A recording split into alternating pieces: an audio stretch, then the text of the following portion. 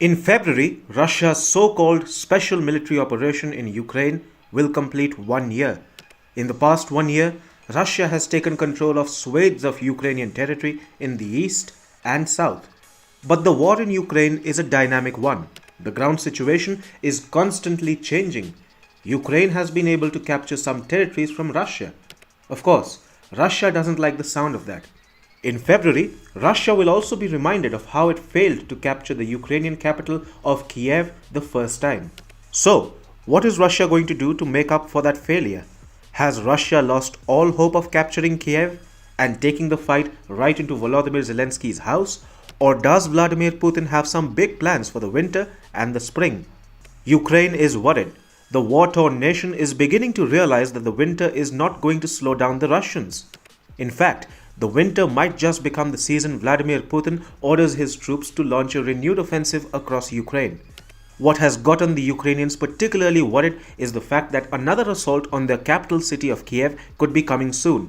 Ukraine's defense minister Oleksiy Reznikov said evidence was mounting that Russia plans a broad new offensive. About half of the 300,000 soldiers Russia has conscripted will complete their training around February. That's the time Ukraine thinks Russia will come for Kyiv. Speaking to The Guardian, the Ukrainian defense minister said, and I quote, "The second part of the mobilization, 150,000 approximately, do a minimum of 3 months to prepare. It means they are trying to start the next wave of the offensive probably in February, like last year. That's their plan." The commander-in-chief of Ukraine's armed forces echoed the defense minister's statements. General Valery Zaluzhny said Ukraine now expects a new Russian attack on Kyiv in the early months of 2023. Speaking to The Economist, the general said, and I quote, "A very important strategic task is to create reserves and prepare for the war which may take place in February, at best in March, and at worst at the end of January." He added, and I quote, "The Russians are preparing some 200,000 fresh troops. I have no doubt they will have another go at Kyiv." Ukraine has told its allies in the West that a large-scale Russian offensive towards Kyiv could be coming soon and that it needs more weapons before it even tries to repel that attempt. Now, the US is considering sending weapons such as joint direct attack munition kits and ground-launched small-diameter bombs to Ukraine. The West was pretty sure that fighting in Ukraine would slow down during the winter months. That conclusion was based on the assumption that the Russians cannot fight during the winters. Ukraine suspects otherwise. As the war-torn nation sees it, the winter might just be the best time for a Russian offensive towards Kyiv.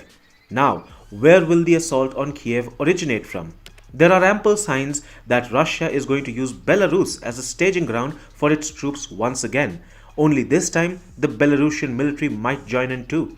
An increasing number of Belarusian troops are amassing at the border with Ukraine.